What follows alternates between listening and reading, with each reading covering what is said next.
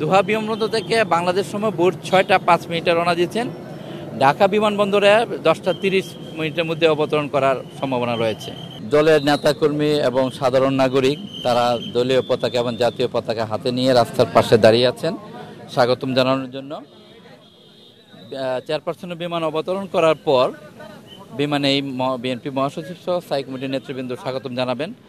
তারপর চেয়ারপারসনকে নিয়ে এই 8 নম্বর গেট দিয়ে বের হয়ে সোজা রাস্তায় গুলশানে বাসায় যাবেন। রাস্তার পাশে দলের নেতাকর্মীরা জাতীয় পতাকা এবং দলীয় পতাকা হাতে রেখে অভ্যর্থনা জানাবেন। সব দিক দিয়ে প্রস্তুতি আলহামদুলিল্লাহ। আইনশৃঙ্খলা বাহিনীর প্রস্তুতি আছে। আইনশৃঙ্খলা বাহিনীর সঙ্গে আমাদের দলে যারা কাজ করছেন তারাও সর্বক্ষণিক সমন্বয় রাখছেন।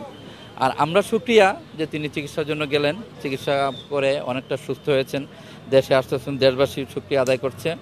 বিগত সরকারের সময় উন্নত চিকিৎসা করতে পারেন নাই, কারাগারে অসুস্থ হয়েছিলেন।